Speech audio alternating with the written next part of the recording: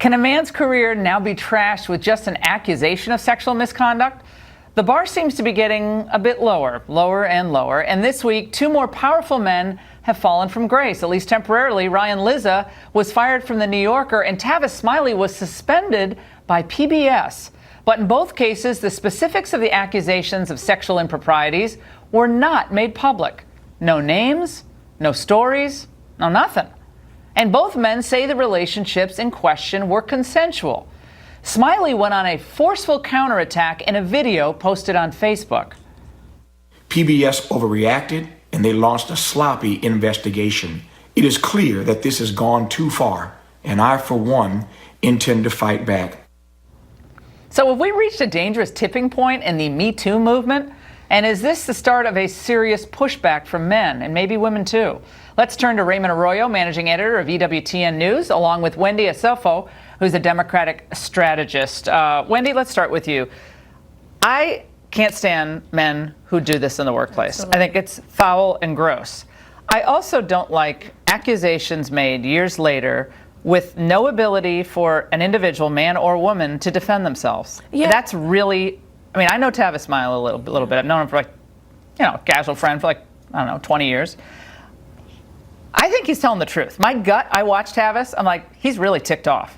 He's really mad. And now a consensual relationship in the workplace is apparently tantamount to sexual harassment. What's your take? Yeah, it's really interesting. And I think one thing that stuck out to me when Tavis was talking is that he kept on talking about this consensual relationship. And that's great if he had one. But the allegations from PBS, they talked about multiple relationships. And that's what's interesting. About multiple consensual relationships. You can't have those? I thought it's a free love generation now. We can do whatever we want. Absolutely, you can do what you want. Yeah. But they said it's not just one person that was consensual. There's actually other people there. So, how's that harassment? But you know what's really interesting here is this whole notion of due process. Due process is a legal term. When we're talking about the employment, that does not go into the realm of the employment agency. Wendy, in the name of justice, though, you can't just be charging men and having secret investigations with people who may have had consensual relationships with him. Maybe he's telling the truth. Here's my problem. We are seeing a rash of this. This feels like a revival of The Crucible. I hope Arthur Miller is getting residuals for this. Look, I have a guy I worked with years ago in Summerstock, Robert Knepper. Okay. He's a great character actor. He's on a show called iZombie on CW. They suspended him for multiple sex abuse allegations. Right. Today, they cleared him of all those charges. He's back at work and on the set. Right. That's how it should work. But he was almost driven away entirely. I mean, his name was, the reports went out there in Variety and the Hollywood Reporter. His name was tarnished as a result of this. And I worry when you have dead people now being charged. Wait, who's dead getting charged right Samantha Fox charged David Cassidy, who's been dead for 2 weeks, with sexual groping in the 1980s. We have 1980s? We have to take a breath and figure out what is legitimate here, but I worry that there's a fever in the air, and that men, particularly those in the public eye, are susceptible to this kind of attack. And that is the court of public opinion, and I do think that that's the downside. The downside is even if you are proven innocent, the court of public opinion has already judged you, and it's hard for you to get your Wendy, name back. I think it's going to start happening to women too. Women in positions of authority, bosses.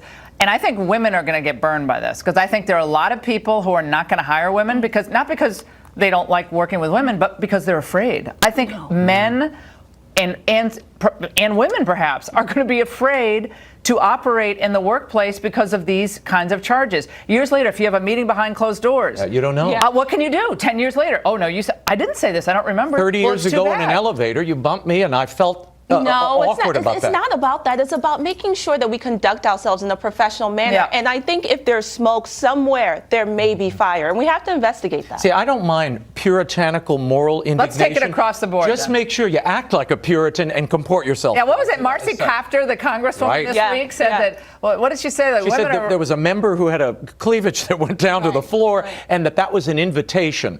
And other Democratic women were not happy. Yeah, that was completely wrong. So how you conduct yourself, how you carry yourself, how how you dress doesn't. That should doesn't not. say anything. You know what? It does not say anything. Your dress is up to your pubic bone. That doesn't say. Oh, anything. Laura, I think I've seen that coming out of some of the schools in D.C. No, I'm sorry. I do not think the way you dress should invite any form of sexual assault. I think that is not good. That is not what we're talking about. All right, but I'm just saying there are some mini skirts. We are pushing it. It's not an invitation, but it does send a man a certain impression of how a woman views herself, and ditto what a man's wearing. I completely disagree. If I come in a wife beater shirt and jockey shorts, that tells you. I don't want to. No, you would think there's something wrong with this man. No, I would think. Oh no, come on. No, so Paul Ryan says we should have more kids because we have to support Social Security. Apparently, he said, look, we have to do our part. What's the fertility rate in the United States? How many kids are we having? 1%. Beneath 1%. Now. Beneath 1%. Yeah. So that means we don't replace our population. Barely, just barely. I mean, look. Here's the bottom line. Okay. Social Security is constructed. You know this, Wendy. Yes. It's constructed so that the new generation sustains the old. Absolutely. If you're only having one kid and you have two parents, you have a problem. And that's what Paul Ryan is essentially saying. We need more kids. Well, let me go ahead and take a dig at the Republican Party while I can, because at the end of the day, a lot of millennials are not having kids because of our social structure as it stands right now. Today is the anniversary of Sandy Hook, right? There's people who are dying. People don't want to have kids in this environment. Or because they feel they're already paying somebody's retirement. Why they can't afford a kid. Guys, by the way, the Christmas Grinch